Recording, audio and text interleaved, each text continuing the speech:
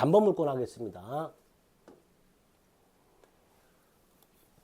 일단 담보의 뜻부터 생각하셔야 되죠. 담보라는 건 채권 우선 변제 확보. 이게 담보입니다. 다시 한번요. 담보라는 건 뭐냐? 채권 우선 변제. 쉽게 생각하면 돈 빌리는 사람이 돈 빌려주는 사람한테 뭘 맡기는 거예요. 그게 담보예요. 나 믿어주세요. 맡기는 거야. 이제 그러니까 보통 이제 일상적으로 얘기하면 돈 빌린 사람이 돈 빌려준 사람한테 나 믿으라고 맡기는 거, 그게 담보인데, 법적으로는 채권 우선 변제 확보, 이걸 담보라고 하는 거예요. 채권은 평등해요. 예를 들어 갑이 1월 10일 날 100만 원을 빌려준 을과 갑에게 1월 10일 날 100만 원을 빌려준 을, 1월 20일 200만 원을 빌려준 병이 있어요. 근데 변제 기한은 둘 다 1월 30일이야. 1월 30일이 되면 을하고 병 중에서 누가 법적으로 먼저 변제받을 권리가 있을까? 없어요. 1월 30일 되면요, 갑은요, 을에게 먼저 갚아도 되고 병에게 먼저 갚아도 돼요. 그렇잖아요. 그러니까 채권자들은요, 원칙적으로 다른 채권자보다 변제기가 똑같을 때 다른 채권자보다 우선 변제받을 권리 이런 게 없어요.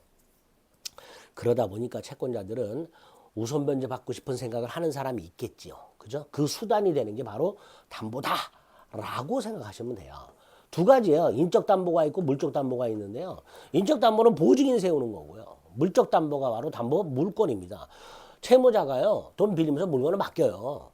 물건을.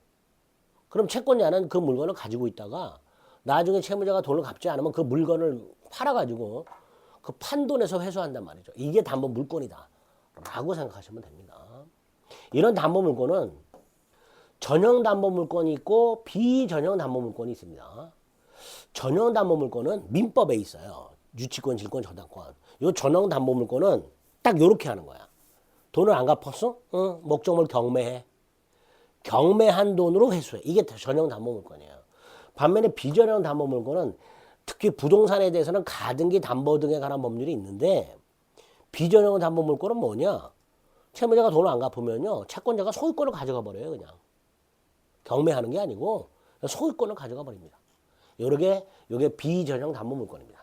특히 비전형 담보 물권 중에서 부동산에 관한 비전형 담보 물권은 가등기 담보 등에 관한 법률에서 살펴보게 될 겁니다. 정리가 돼 있는데 읽지 마세요. 가등기 담보 등에 관한 법률에서 다시 한번 볼 겁니다. 그 다음에 이제 개념을 잡아야 될 게 담보물권의 통일성이라고, 담보물권이 가지고 있는 공통적인 성격입니다. 자, 담보물권이라는 게 왜 존재해요? 채권 때문에 존재하잖아요. 이렇게 일반 채권자와는 달리 담보물권을 가지고 있는 채권자는, 담보물권이라는 걸 갖고 있는 채권자는 자신의 채권을 담보물권이라는 권리를 통해서 먼저 회수한단 말이에요. 따라서 이 담보물권은 담보물권자가 갖고 있는 채권, 이걸 이제 피담보 채권이라고 부릅니다. 일반 채권과 구별해서 담보물권자의 채권, 담보물권에 의해서 우선 변제가 확보가 되어 있는 채권, 이거를 피담보 채권이라 하는데, 이 담보물권과 피담보 채권은 뗄래야 뗄 수 없는 그런 관계가 성립하게 됩니다. 그 관계를 통일성 이렇게 부르는 거예요. 총 4가지가 있는데 간단하게 생각하셔야 돼요. 이걸 깊이 생각하면 어렵습니다. 자, 먼저 부정성은요, 채권이 소멸하면 담보물권도 소멸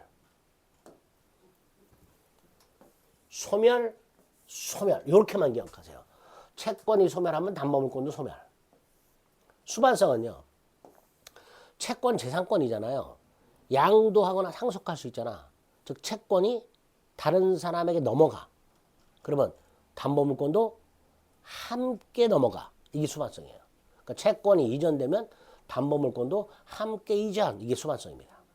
불가분성은 예를 들어서 채권이 1억이었어요. 근데 100만 원 남았어. 9,900만 원을 갚았어. 근데 그 100만 원. 담보물권자는 그 100만 원을 받아내기 위해서, 우선 회수하기 위해서 목적물 전체를 경매에 넣을 수 있어요. 9,900만 원을 받았다 해서 9,900만 원에 해당되는 부분을 빼고 100만 원에 해당되는 부분만 경매하는 게 아니고, 100만 원을 받아내기 위해서 처음에 1억 원을 받아낼 수 있어 그 목적물 있겠죠. 그 전체에 담보물권의 효력이 그대로 미칩니다. 이걸 불가분성 이렇게 부릅니다. 마지막으로 물상대위성은요. 예를 들어서요. 내가 누군가의 땅을 담보로 돈을 빌려줬어요. 그리고 내가 그 땅에 저당권을 갖고 있어.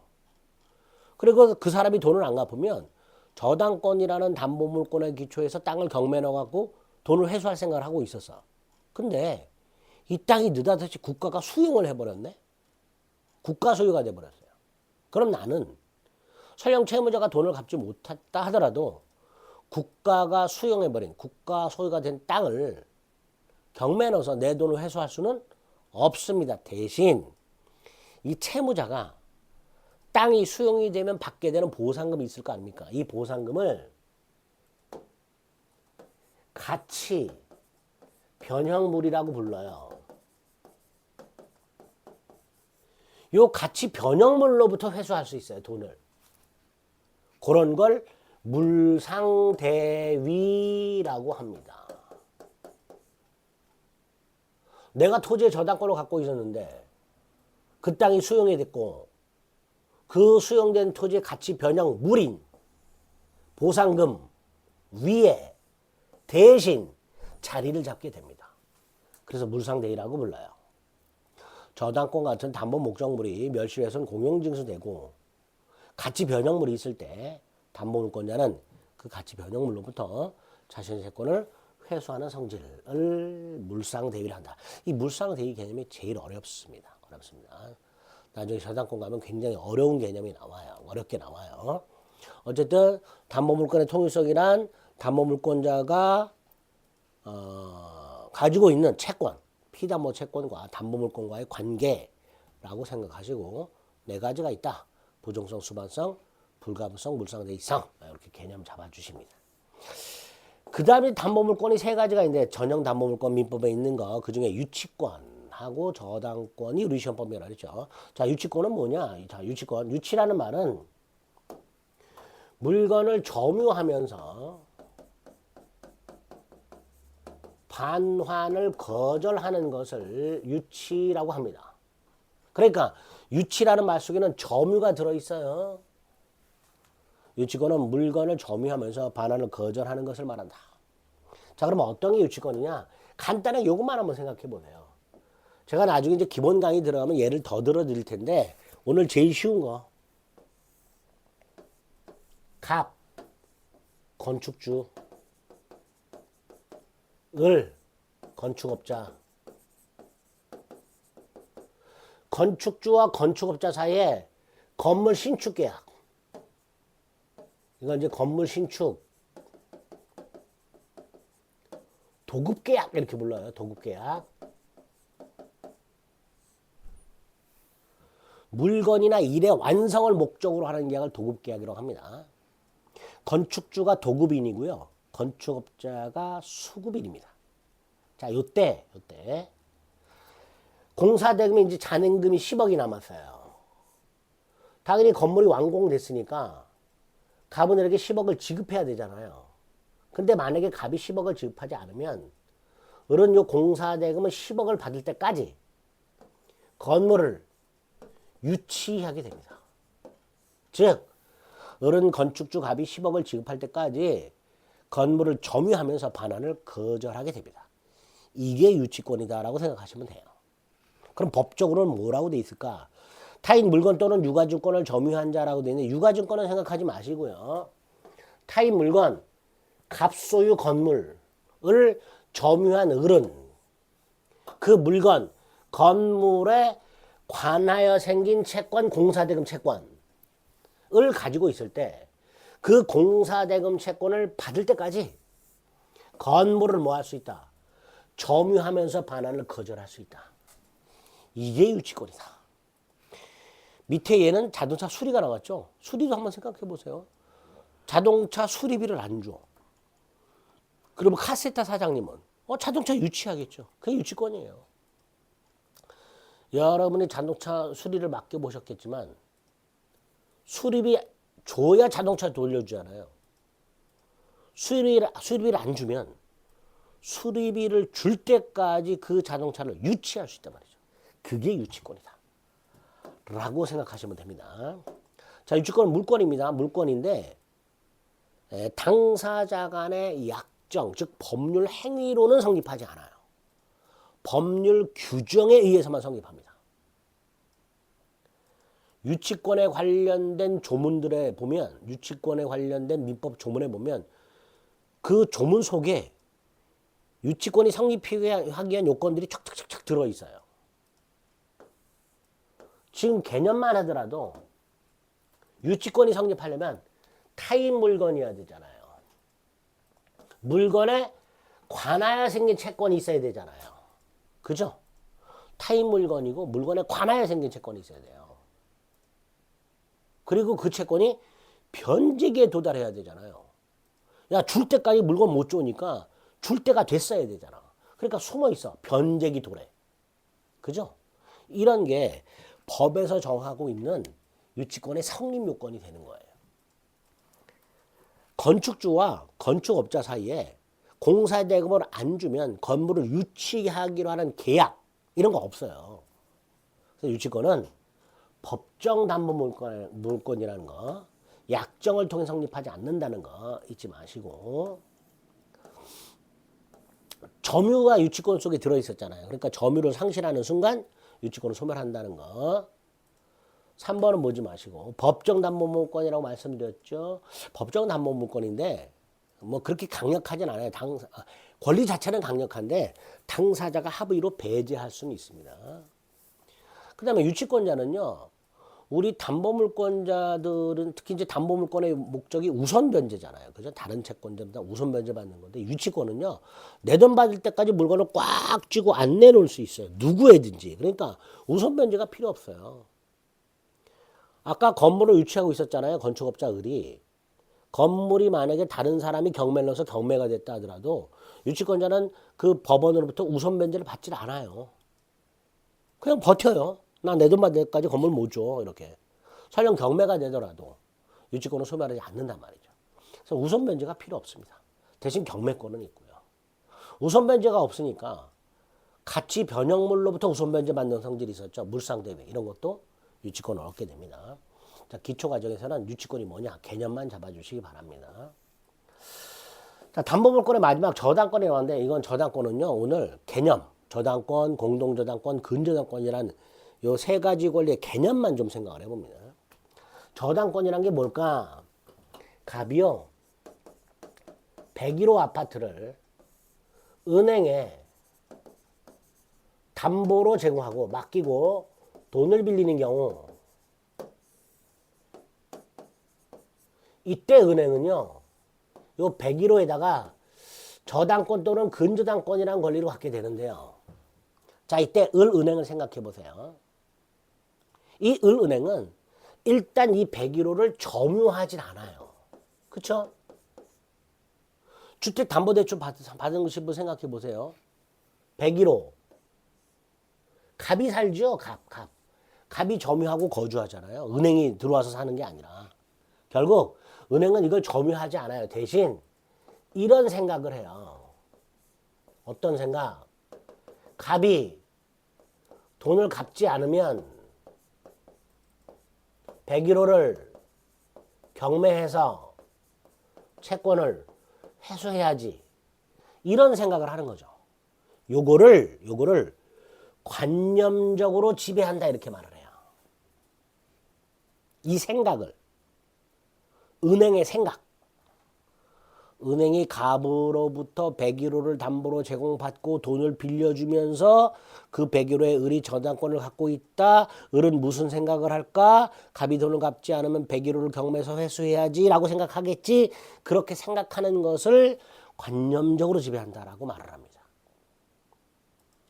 그렇게 관념적으로 지배하고 있다가 실제로 갑이 돈을 갚지 않으면 그 관념적 지배, 그 생각을 현실적 지배로 바꾸겠죠. 그 현실적 지배가 뭐예요? 실제 경매를 넣어요. 그래서 우선 변제를 받아요. 자, 이거를 줄여서 저당이라 하자. 라고 약속을 한 겁니다. 이게 저당권입니다. 채무 담보를 위해서 채무자 또는 채무자가 아니지만 담보를 제공하는 자, 물상보증인입니다. 돈은 갑이 빌리고 아파트는 부인 병의 이름으로 돼 있어. 그럼 돈은 갑이 빌렸으니까 채무자는 갑이에요. 아파트는 부인 병 소유니까 병이 담보를 제공하겠죠. 이 병이 물상보증인이 됩니다.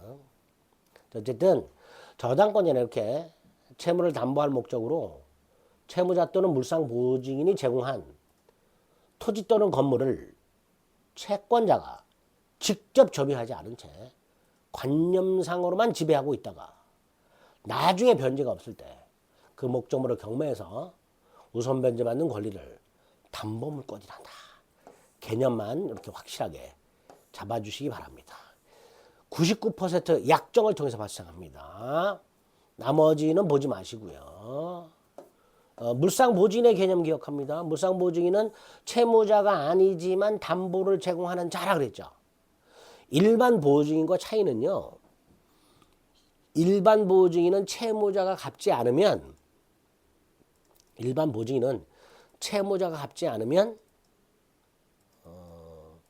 대신 갚아야 돼요.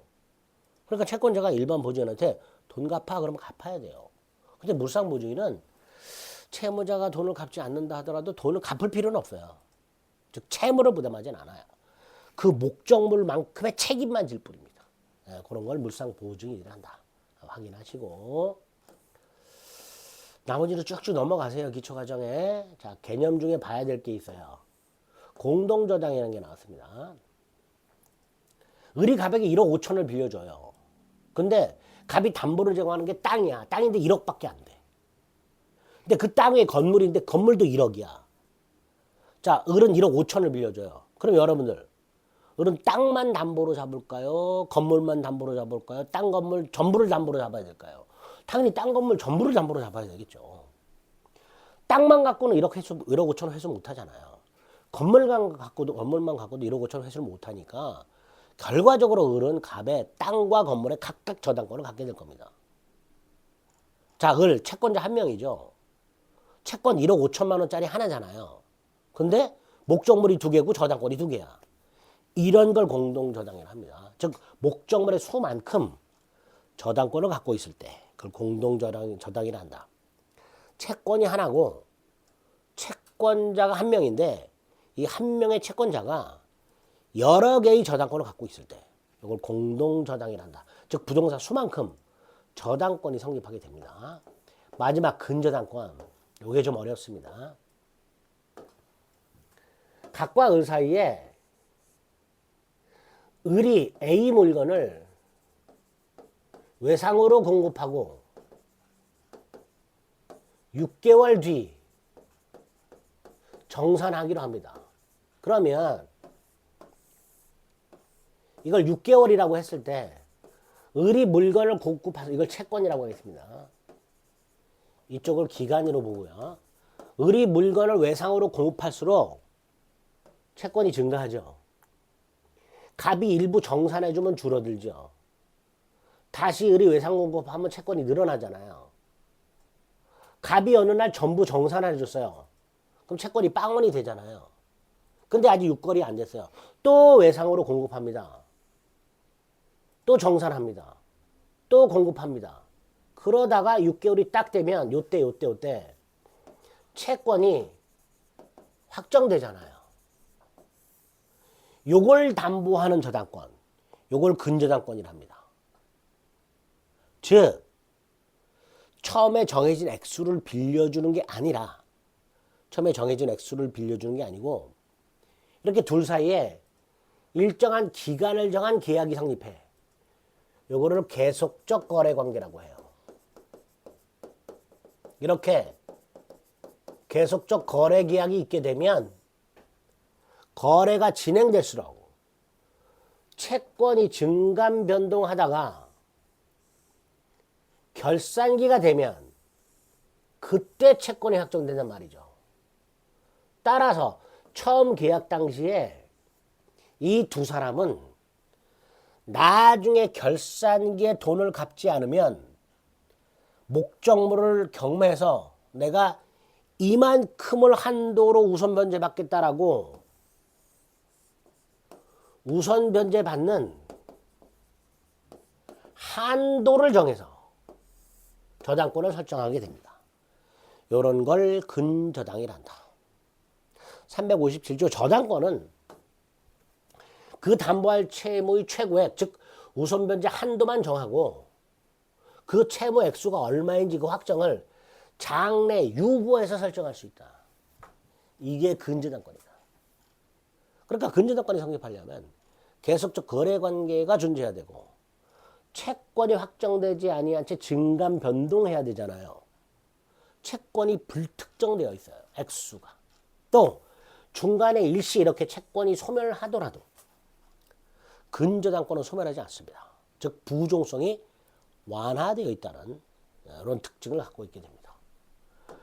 생각만 해도 머리가 딱딱 아프죠. 자, 어쨌든 이번 시간에 담보물권에서 담보가 뭐고 담보물권과 피담보채권에 어떤 상관관계가 있으며 그 담보물권 중에 우리 시험 범위에 있는 유치권이 뭐고 저당권이 뭐냐. 저당권은 일반 저당과 공동 저당과 근저당 이 세 가지가 있고 우리 시험 범위에 그게 각각 뭐냐. 개념 잡았습니다. 그러니까 개념을 머릿속에 이해하는데 전력을 기울이셔야 돼요. 기초과정에서는. 아시겠죠? 자, 담보물권까지 살펴봤고요. 이제 계약법과 관련해서 어떤 내용이 들어있을까? 계약법부터 기본적인 뼈대와 기본적인 개념, 제도들 이런 것들을 시간을 달리해서 하나하나 또 살펴보도록 하겠습니다. 수고하셨습니다.